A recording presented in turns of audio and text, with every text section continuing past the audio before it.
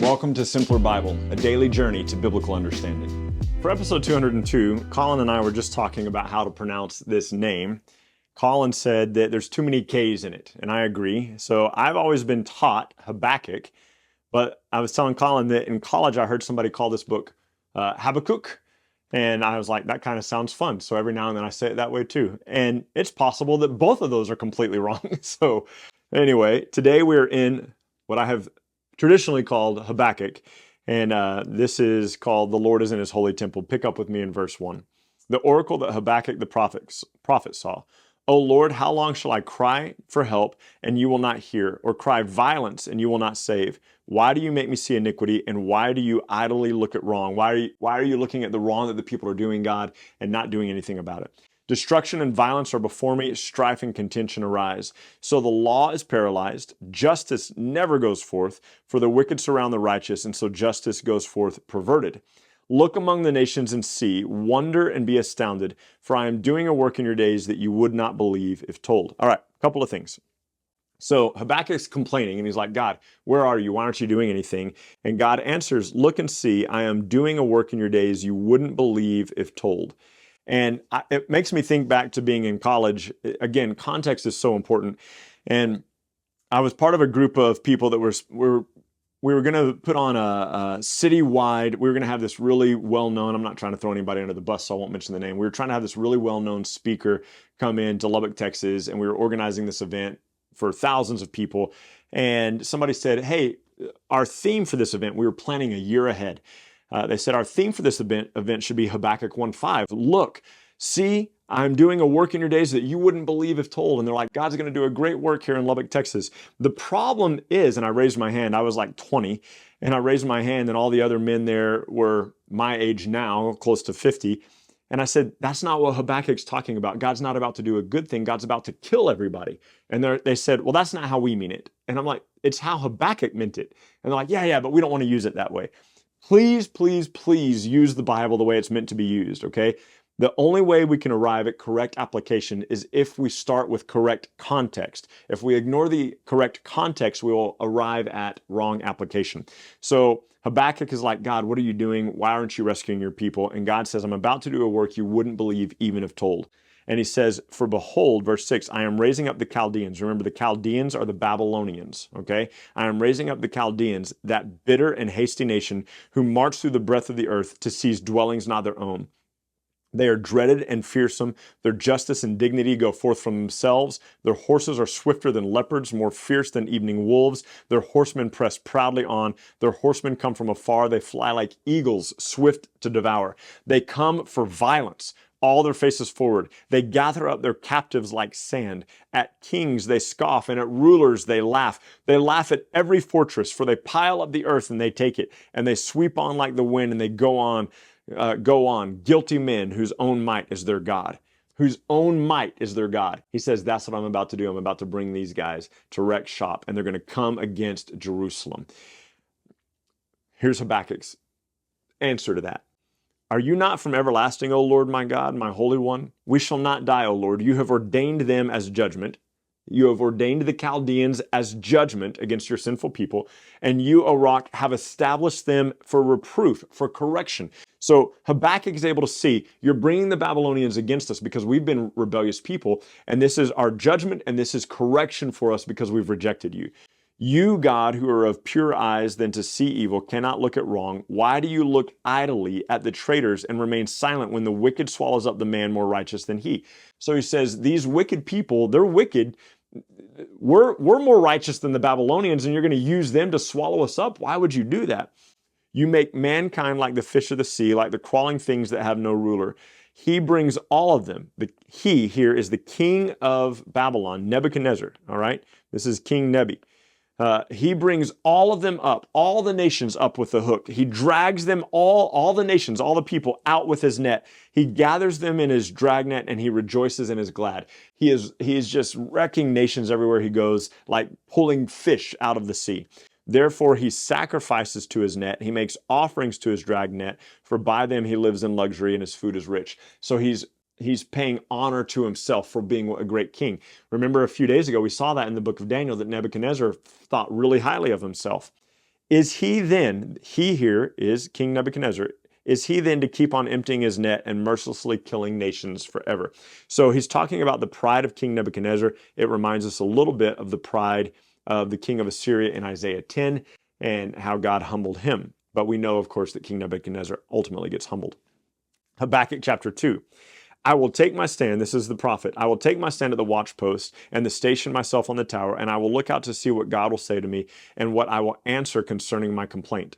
And the Lord answered me, write this vision and make it plain on the tablets so that he may run who reads it. So he says, write the vision, make it clear so that the person that you send, the runner, can take this message and disperse it amongst all the people. He can run with the message and be clear about it. And the Lord said this, he goes, for still the vision awaits for an appointed time. So I'm going to give you a vision. I'm going to tell you what's going to happen, but it's for an appointed time. It is at the end. It will not lie. The vision that I'm telling you, he says, Habakkuk, is true. Even if it seems slow, even if it seems like it's a long time in coming, wait for it will surely come and it will not delay. Behold, his soul is puffed up. The king of Babylon's soul is puffed up. It is not upright within him, but the righteous will live by his faith. One of the most famous lines in the whole Bible, the righteous will live by faith. We see it in Galatians 3 as it relates to faith, as it relates to salvation rather, that we are not righteous through our works, but the righteous live by faith. It's quoted for us in Romans 1:17 and Hebrews 10:38. This idea that the righteous person lives by faith. And it comes from, the New Testament references to this, twice by Paul, once by the author of Hebrews, is referencing this place where this judgment is coming, this reproof is coming against Jerusalem, but there are still people, like we saw a couple of days ago, Micah, who have the Spirit of the Lord in him. There are still people who are weeping over the sin of the people of Israel. There are still people who, and remember, this is before the Babylonian captivity, this is before Ezekiel, before Daniel, before Jeremiah, and he's like, look, this is going to happen, and he's going, this is probably in the same times as Jeremiah. I'm going to bring the Babylonian people against you, and here's what's going to happen. And it's going to be bad. And he goes, but here's the vision. Wait for it. It will come. The righteous person will live by their faith. Those who put their faith in God, the righteous will put their faith in God. They'll believe that God is going to bring about deliverance. Okay. Moreover, wine is a traitor, an arrogant man who is never at rest. His greed, so that king, his greed is as white as Sheol. Like death, he never has enough. He gathers for himself all the nations and collects as his own all peoples. Shall not all these take up their taunt against him with scoffing and riddles and say to him, woe to him who heaps up what is not his own. Woe to you, Nebuchadnezzar, for heaping up the nations and the people. They're not yours. How long will you do this? And he loads himself down with pledges. Will not your debtors suddenly arise and those awake who make you tremble? And then you will be spoiled for them. So Nebuchadnezzar, one day you will be spoiled for the other people. Because you have plundered many nations, all the remnant of the people will plunder you. Nebuchadnezzar, because you plundered all these nations, one day all the nations will come and plunder you. For the blood of man and the violence to the earth, to cities and all who dwell in them. Woe to him who gets evil gain for his house, to set his nest on high and be safe from the reach of harm. You have devised shame for your house by cutting off many peoples. You have forfeited your life. For the stones, speaking again of Babylon, for the stones will cry out from the wall, and the beam from the woodwork will respond. Woe to him who builds a town with bloodshed and founds a city on iniquity. Behold, it is not from the Lord of hosts that peoples labor merely for fire, and nations weary themselves for nothing. For the earth will be filled with the knowledge of the glory of the Lord, as far as the waters cover the sea.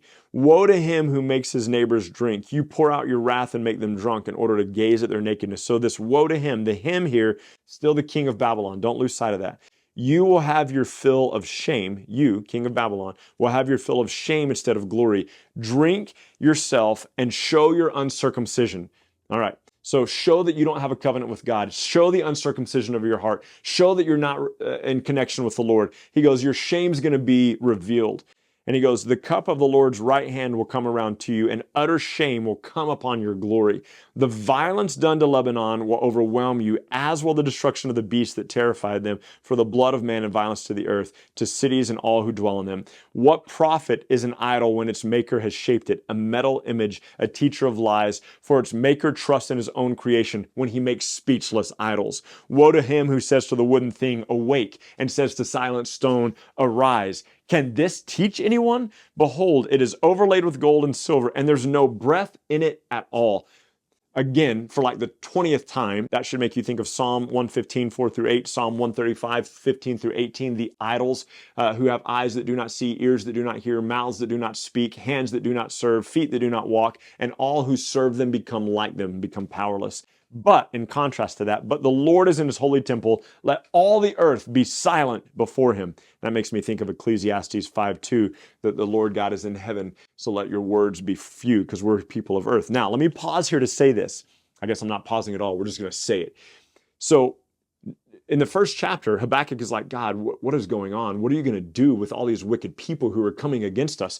And he goes, I'm about to make it worse. They're going to come and they're going to gather everybody up. And or Habakkuk goes, yeah, they gather everybody up like fish in the net. They're boasting about it.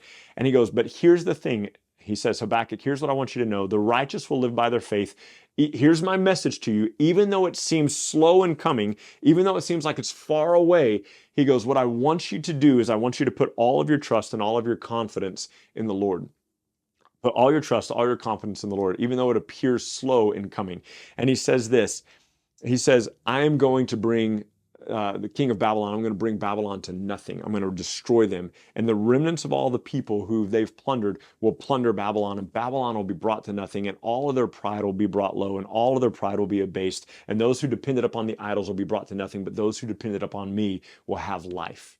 Now, application. Correct context first, and then application. So in this context, the righteous will live by faith isn't saying that they're going to avoid King Nebuchadnezzar. It isn't saying that their life isn't going to be hard or challenging. It isn't saying that they're not going to be taken into captivity. It is saying that God has a purpose in it, and at the end, he will get his victory over the wicked, and his glory will be revealed to the ends of the earth, just like the waters cover the sea. So if we wanted to fold this forward and try to draw an application for us today, if the world looks like it's in chaos, if the world looks like it's getting worse and worse, and the enemies of God are rising higher and higher, and the people of God are being pushed lower and lower, what do? We live by faith. In the midst of all this suffering, in the midst of all this sorrow, in the midst of all this pain, we live by faith, because we know that at the end, God will bring about vindication, and he will bring his enemies to nothing, and he will raise up the righteous, and they will be brought into his fellowship. And those who have served those that are not gods, idols of statues of wood and gold and stone, those will be brought to nothing, and then we will be brought into the presence of the Lord. And so the righteous live by faith. It is through faith that we endure. Now, chapter 3 is the end of Habakkuk. It's his prayer. And he says this, having heard God's answer, that God will bring vindication, that God will bring relief, even though it seems like it's far out, even though it seems like it's a long way off. And he says this is the prayer of Habakkuk the prophet, according to Shigionoth. O Lord, I have heard the report of you. I have heard your work. O Lord, do I fear. In the midst of the years, revive it. In the midst of the years, make it known. In your wrath, remember mercy.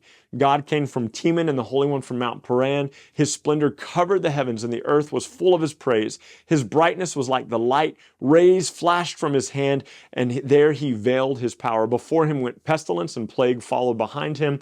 He stood and measured the earth. He looked and he shook the nations.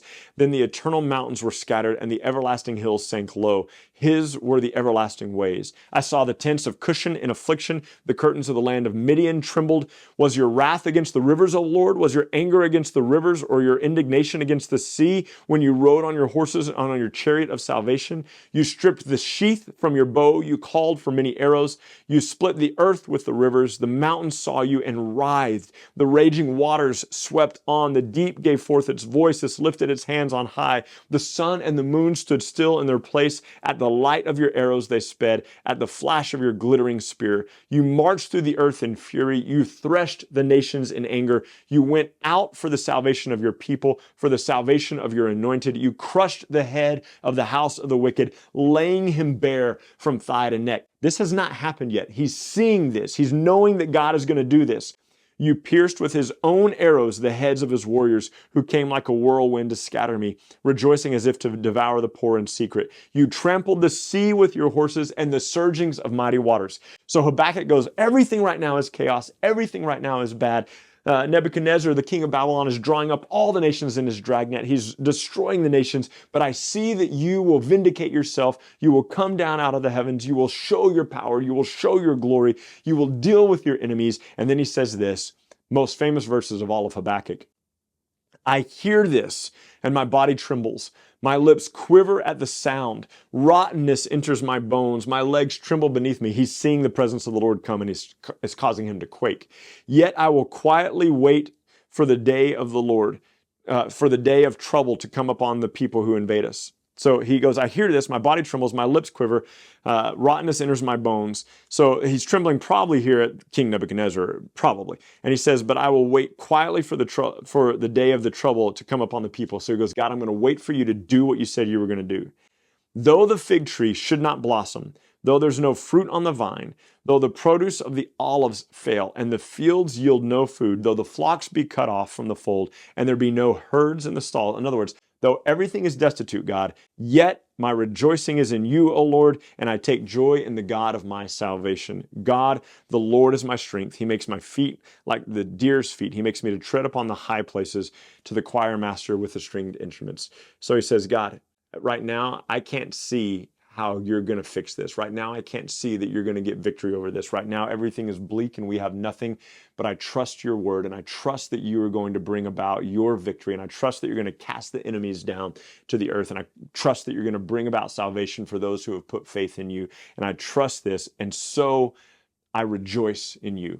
And so that's our application. Though everything should look like it's falling apart, we trust what we have been told by God, that one day Christ will come back and he will bring vindication for the righteous, and he will uphold the righteous and cast down the wicked. And we share a little bit of our cry with Habakkuk, where we would say, come, Lord, quickly, come and do this, and come and bring about your vindication. And so that's Habakkuk, or Habakkuk. And tomorrow we will be in Zephaniah, another short book. Read ahead, and I'll see you then. Bye. Thank you so much for journeying with us today at Simpler Bible through another section of Scripture where we come to know and understand God a little bit better. Look, if you're brand new to Simpler Bible, we have all sorts of resources available for you. Go to our website, simplerbible.com, and there you can find these videos, you can find our podcast, you can find links to our social media, and you can even find a blog post with additional scriptures if you want to go into a little bit more study than we had time to cover in this podcast and video today. We hope that this tool will be exactly that for you, a tool. Not something that replaces your daily walk with God, but something that enhances your daily walk with God and helps you to know and enjoy Him more. Thank you so much for being part of this, and we'll see you again tomorrow.